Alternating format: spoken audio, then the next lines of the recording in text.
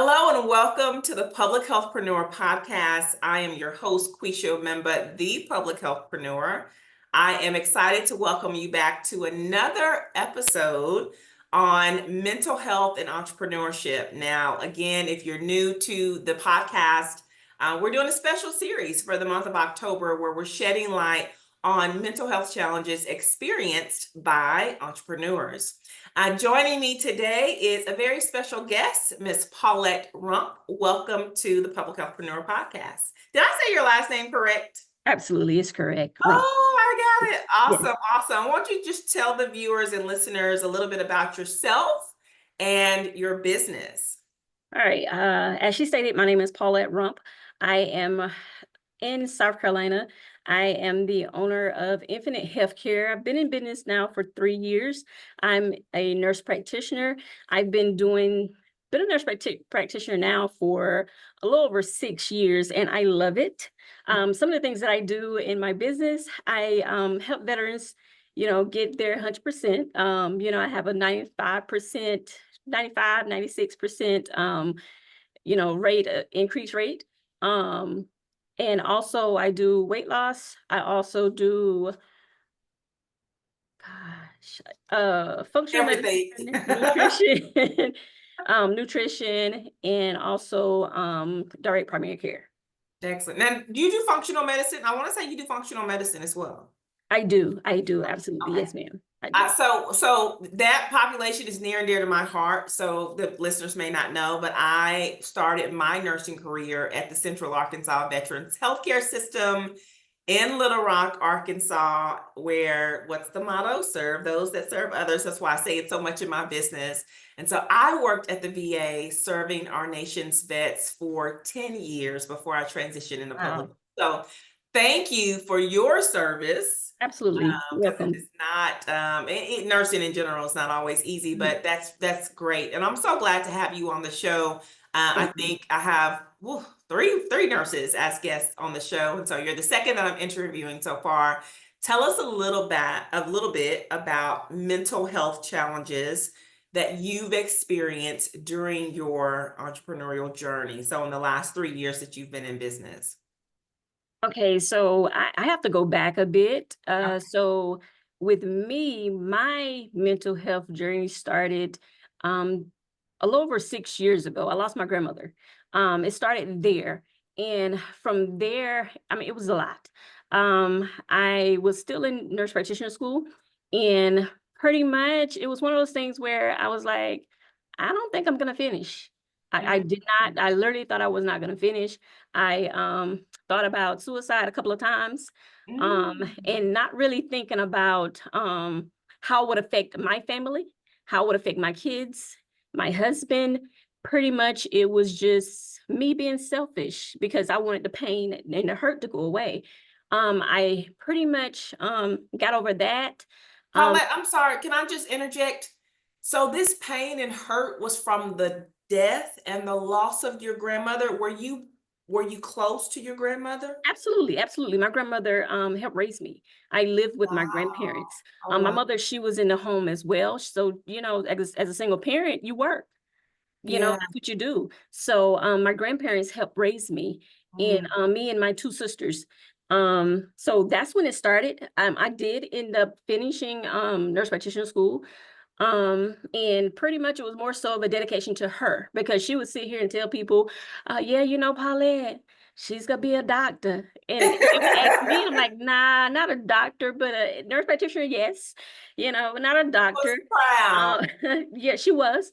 And then fast forward, um, about a year and 8, 9 months after my grandmother passed away, my grandfather was killed.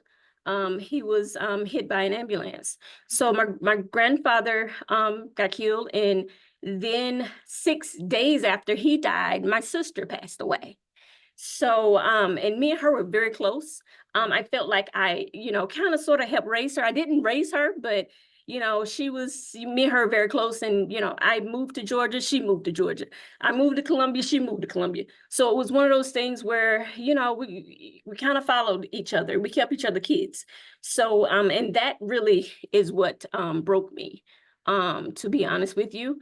And I dealt with all of that, but I never dealt with it. You know how you just push things to the back, and but you never sit here and handle anything head on. You never get to the root cause of anything. You just continue to live, but the hurt, the pain, and the mental anguish, all of that is still there. So after she Even to died, this day, even to, till this day, it is still there. look, it's gotten better.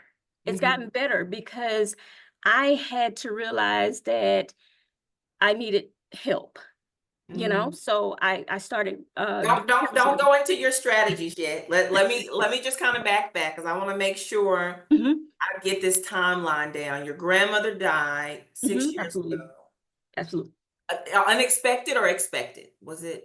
Well, we wasn't looking for it, we wasn't looking, for that to take place. Mhm. Everybody that has a stroke doesn't pass away. Doesn't pass, right? Okay.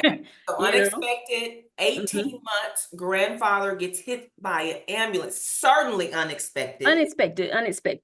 And then And 6 days later, your my sister, yeah, and that was unexpected, that correct? was unexpected because when she was in the hospital, we were, told, surgery and go home. But that wasn't what happened. So yeah.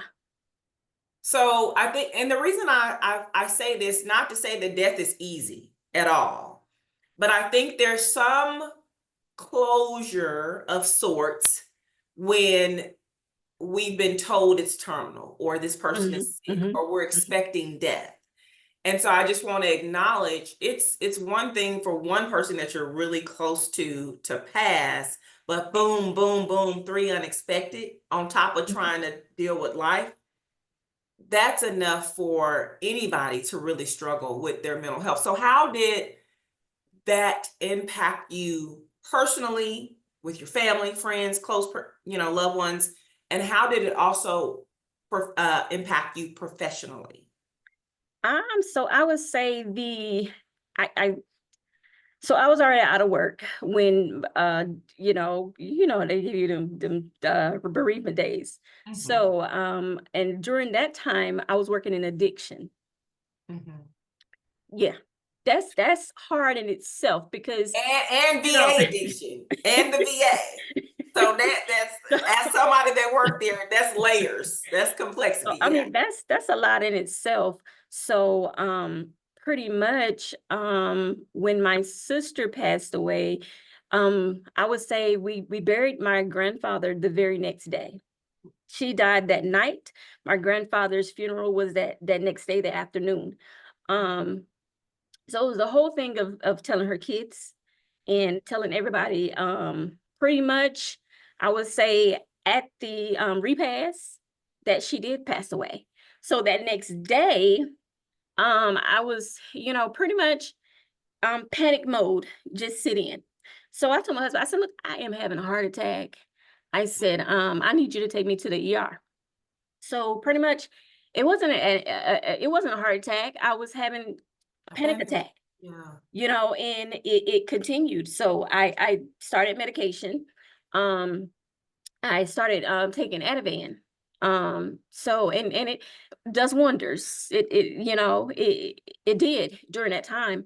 And I just continued to move along like nothing was wrong, but it was. There was Yeah. a lot that was wrong, a lot that was going on. It was pretty much trying to get these kids placed because Your nieces and nephews. yeah, my niece and my nephew. Me and my husband has custody of my nephew. Mhm, He's still with us to this day, and you can't replace, mhm. the parents. You cannot, but you just try to do the best that you can. Mm. So that's what we've been doing, the best that we can. Um, and I just had to pretty much. I got into business, but I got into business and I was moving along, but everything was stressful. So I had to pretty much get to the point where I was like, you know what? You're not gonna get what God has for you if you Mm. don't fix you. Wow. You're not gonna get it if you don't get fixed. So I had to fix me and go to counseling to fix me. It wasn't. Okay, tell us how that did you feel? How did you come across that revelation? What happened? Was there an incident? Did you hear a voice? Like, what was the turning point to make you come to that realization? Pretty much, you get to the point where you're praying and you're praying, and you know what God promised you, but it's not coming. And you're talking about your business in this. Yes, Yeah, absolutely. Absolutely. yeah. You know what he's promised you, but he's not going to ever give you what he promised you if you feel like you're not ready to receive it. You Mm-hmm. know, so in order for me to receive it, I know I wasn't where I need to be, you know, mentally, physically, emotionally, because Yeah. I'm still dealing with baggage of grief. Yeah. I've never dealt with. You Yeah. know, I never Going did all the way counseling back to before. your grandmother. Absolutely. Absolutely. And I never really dealt with it. You Mm-hmm. know, it's pretty much in the African American community, you just push it You and just keep going. you keep going. You keep Put going. one foot in front of the You other and you keep just keep going. going. You know, and it's like everybody, oh well, you're the strong one. You have Oh. to be strong for this person, that person, you know. And I just was like, you know what? You have a husband, Mhm. you have children, you have, you know, I call my nephew my son because, you know, that's what he is, you know. So I had to pretty much, I wanted to be a better wife, a better Mhm. mother, a better daughter, you Mhm. know, a better sister, you know. That's what I wanted to be. And I wanted to be the best me for my patients as well, because Yeah. they do bring all of their issues to me as well. So I can't be like, you know, nah, I can't deal with it today. You know, you, how can you do that when you're dealing with, you know, patients that, you know, because I still do addiction. So how can you sit here and, you know, deal with patients properly if you're not right? Yeah. How did your family, you came to this realization that you need to fix me? Mhm. And did you share that with your children, with your husband, with your other sister? And what was the reception? Well, I did share it with my husband, and I shared it with my oldest daughter, Mhm. because she's 22. So I, you know, pretty much told them that, you know, look, I have to do this, and a couple of my friends, Mhm. I talked to them about it, and one of my girlfriends, she pretty much was, I talked to her about it, and I said, girl, it's time, and she reached out she told me a counselor that she used, and she said, look, she's seen transformation in one of her girlfriends. And she said, if he can fix her, look, he can fix you too. You know, Mhm. so I got with him, and it's been wonderful, Great. wonderful, wonderful, wonderful. I cannot stress that enough, because, you know, he pretty much told me some of the things that I was doing. And one of the main things that he got me to realize was that I was not vulnerable. I Mhm. was not. Never been. He Uncomfortable, ain't it? yeah, yeah, very, very, Yeah. very, very. And also that pretty much I didn't make people respect my boundaries. That Mm. was a biggie. That was a big one for me, because, you know, throughout my life, I've been the one that helped everyone. Everyone, regardless. You need a bill paid, you need some money, you need help with, you know, school, your kids need some school clothes. And I'm talking about like even like church members, like, you know, helping them, and, you know, helping people in the community. I've always done that, you know, Are because you I the felt like, oldest sibling? no, I'm the middle. You're the middle. Okay. That Yeah, sounds well, like old I'm the child oldest of characteristic. my dad kids, Uh-huh. but of my mom kids, I'm the middle, Okay. the middle. And all I do is pretty much Pour into it, others. yeah, that's what my grandmother did. Yeah. So pretty much that's where I got it from. Yeah. I feel. So pretty much, that's what I did. But, through counseling, I realized that no, people need to still respect your boundaries. And there wasn't any. There Yeah. wasn't any. One thing that as you're talking, and I've had several of these interviews to date now, one thing that stands out for me as a theme amongst myself and you other all the other guests is, yes, we have these incidents in our life, whether it be a death or a miscarriage or whatever that is, but we're not able to handle it as well because we're already burnt out from the way we've been existing. Does that make sense? Absolutely. We were not good at setting boundaries. We were continuously being a caregiver for others and pouring into others and doing for others. So when we had this loss or went into this depression or had this anxiety attack, it almost takes us out because we are depleted. There's no reserve for us. Yep. And I'm hearing you say the exact same thing. Yeah, absolutely. Absolutely. Even the Energizer Bunny couldn't help it. I mean, it's like you have the mindset of, oh, you got to keep going. You got to keep going, but you're running off of fume. Wow. What other strategies or support systems did you use to help you overcome these challenges? Being open. Being open. Being open and honest with what was really going on.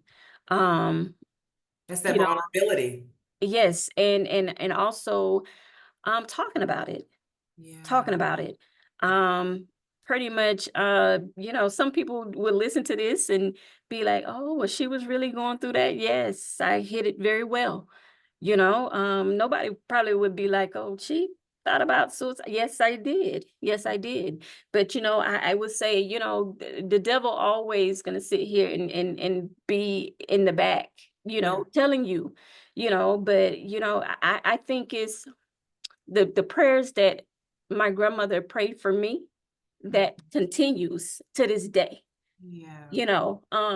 And that's really what saved me, to be honest with you, because it was like, going down the road to work, and I'm like, if I just run my car into this 18-wheeler, but it wasn't me thinking about, how it would impact my kids, You just how it want would the pain to impact stop. my husband, my Yeah. mother, no one. It was just me pretty much concerning myself with me and wanted to numb myself to what I was dealing with, and really, it's like, I'm going to do that. And then what?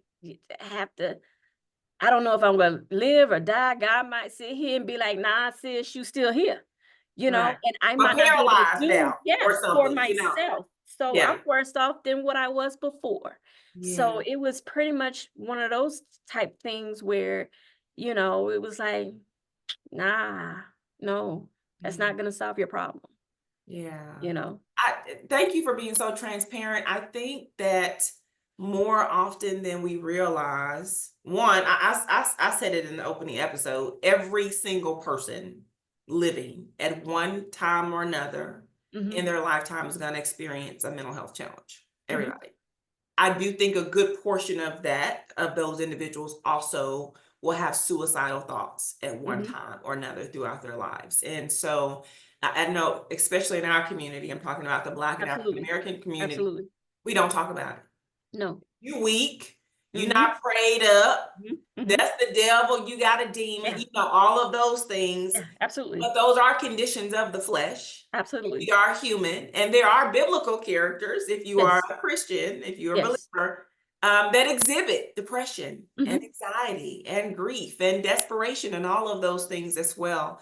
So thank you just for being vulnerable Mhm. and transparent, because I think that other people can relate and hopefully hear what you said, because I heard you say, I realized I would have been taking the easy way out. You said, I realized it was selfish. Absolutely, absolutely, So because you I have this still had, pain that you yeah, just want to get rid of, but hmm, it's a ripple effect if you yes, do that. yep, And you're causing 10 times the amount of pain hmm, on the people that you love and cherish if absolutely, you do something like, absolutely. yeah. So glad you were able to get some help and have some support system with friends and with your spouse. So what's been your biggest lesson from your mental health journey as an entrepreneur? Um, Taking care of me. Mm, I had to learn to take care of me first. Um, Regardless of what that looks like, and really I find joy and pleasure in little things. To be honest with you, look, going to get my hair done, going to sit here and go get a massage. I love massages. Okay. you. So just taking care of me. And I had to realize that it was okay to say no. Ooh, Oh, it's okay to say no. that's a It's whole okay. word. Yeah, it's okay to say no. Um, at my job where I work 2 days a week, I would sit here and argue with patients. They'd sit here and pop off of me, I'm popping off back. And my counselor was like, nah, so I learned that you go by what the evidence say. Mhm, What the evidence say. Why you arguing with people? mhm, mhm. So, now I'm just like, Getting yeah, your blood pressure up. you have a blessed one, That's it, so that's yeah, that's it. it. That's it. Like, what 'Cause I'm I arguing can't with you want it for. for you. You gotta want it for yourself. You know what I mean? Exactly. Yeah, So, no, the evidence say this, love that. you be blessed. So setting boundaries. And again, that's another common theme talking to all of the guests is it, I think for natural caregiving, helping professionals, Mhm, mhm, it's so foreign to put ourselves first when we come from a background of service, where mhm, we lead with service. And it is as much unlearning and relearning as it is anything. And mhm, I will say that was instrumental for me as well, learning to prioritize myself and giving myself permission to say, Quisha, it's not selfish for you to put yourself first. mhm. It's self-preservation. Yeah. I love that. I love that. So, what specific moments in your journey, and I'm talking about your entrepreneurial journey in the last Mhm. 3 years that you started your business, what have been really some pivotal kind of turning points for you in the last 3 years? Asking for help.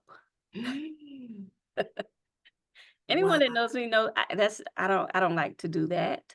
So, pretty much I had to, allow people to do what they want to do as far as helping me. Mhm. And it's okay. It's okay because sometimes guess what? My way might not be the way that it needs to be Always done. right. You know, like I can't expect someone to sit here and do it how I want it done, when I want it done. Mhm. No, you have to pretty much appreciate the help that someone is willing to give. And, that's pretty much it. It takes a lot of my plate, Mhm. because my plate it can get full, so but it takes a lot off my plate by, I do events throughout the year, and I have my mom, my sister, my husband, the kids, all of them help, Mhm. and I just had to pretty much let them do that, Yeah. because I can't do it all. I Let cannot me ask do you, it let me all. ask you this question. Why was it hard for you to ask for help? Why do you think it was hard for you to ask for help before you learned how to? Because I was the one always giving and doing.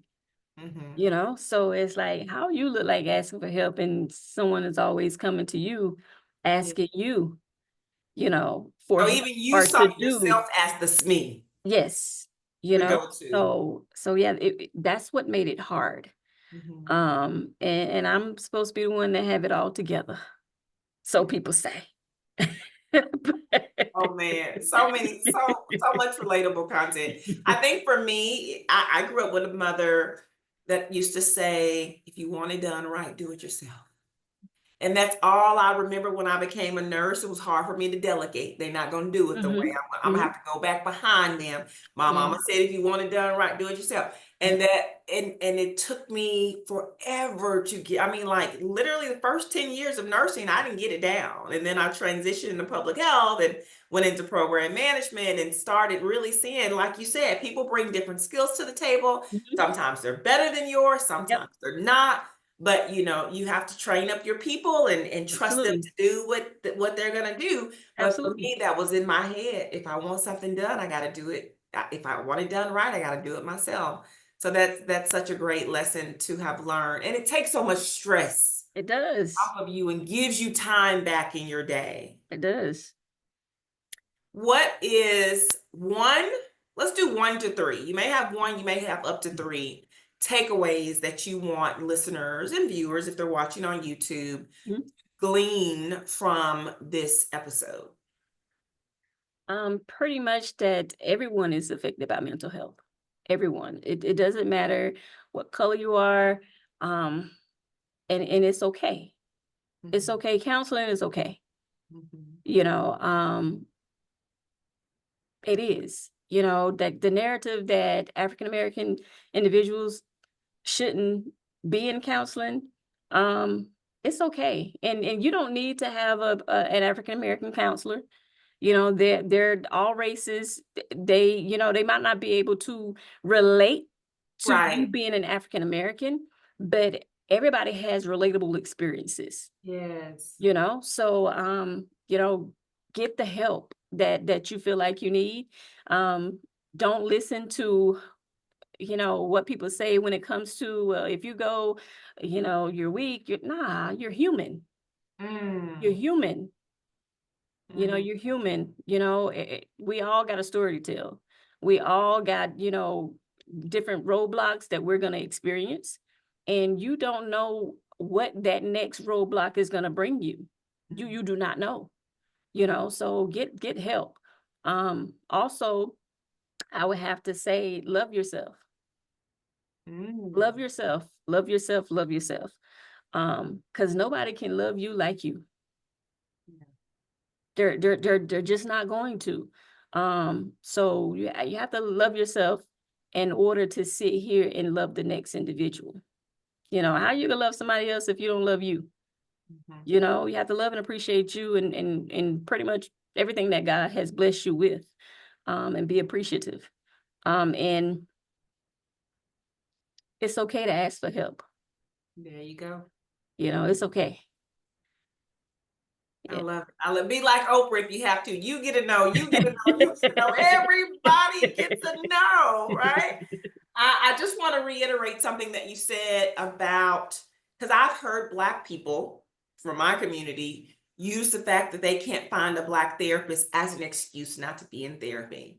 And I shared on my episode at the beginning of this series that I wanted a Black female therapist. I did. I wanted someone who had experience with my particular issue that I was going through, but because of insurances in my area and different things like that, I ended up with a white woman. Still great. Yes. Still helpful. You know, I don't regret being with her at all, because like you said, we all share those relatable lived experiences, even if we don't necessarily identify with gender or identify with race, ethnicity, etc. So that was an excellent point that you could have made there. Before we wrap up today, I want to ask you about from rejection to resilience. What is that? Oh, that's my book I have coming out. It's titled Why Not Me? You know, that's a question everybody asks themselves, like, why not me? You know, like it's pretty much why me, but why not you? Because, you know, look, it's based off of me growing up without my father. My mother and my grandparents raised me, and pretty much the trauma that came along with that. What I've seen, I worked in corrections and as a nurse practitioner. And what I've seen is pretty much a lot of people are dealing with abandonment issues. Yes.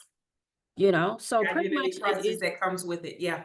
It's pretty much dealing with that, me dealing with my abandonment issues and how it affected me. With not being, raised by my father. It did have an impact on my life. And we okay now, Yeah. but it took years. It took years, Yeah. years to get to this point. And pretty much having a question of, why you didn't take care of me. Mhm. What was wrong with me? And you have to realize it was nothing wrong with you. He probably wasn't ready, or he probably was dealing with things himself. Right. Um, or pretty much back then, in those days, I was born in 81. so so back then, counseling was it a thing? Maybe, Right. he was dealing with some issues himself that, and that wasn't a thing. You know, Mm. how dare you want counseling back then? Right. Oh, you Like, would get shunned. I mean, you get what I'm saying? So, um, pretty much, yeah, and I look, counseling helped me out with that as well. Pretty Mhm. much, I can't sit here and fault him for pretty much how he was raised or how, he perceived how 'Cause things were. he used what he had. Yes, but my thing is, you have to forgive, right? Yeah. And the forgiveness is for you. It's Yep. not for that person. It's for you because at the end of the day, back to the good old man up above, he ain't gonna bless you.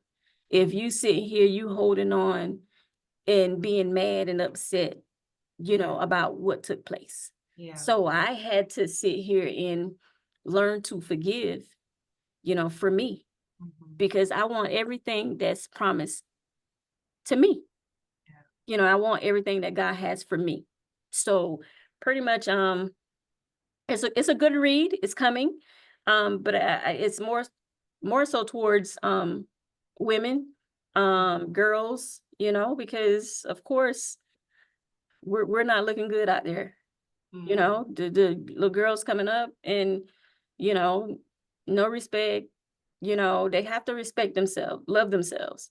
Yeah. And that's pretty much what I want to tell them they're loved. Tell them that it's okay. Tell them that it's okay to wait. Mhm. Everybody's not deserving of what you have. Right, right. So that's pretty much what it's about. Why not me? Sounds like one woman's journey of, grace and forgiveness. Hmm.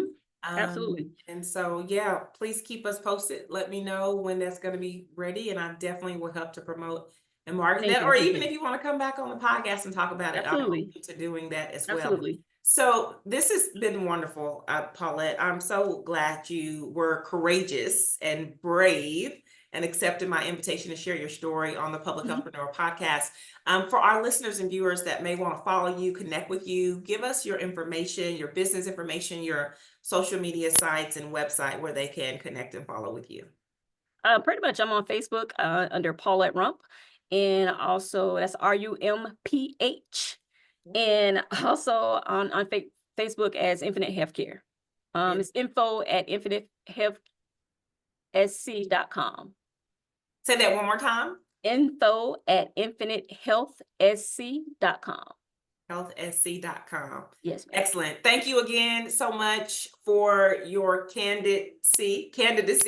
And I'll talk to you very soon. Take care and have a great day. Thank you. Have a blessed one.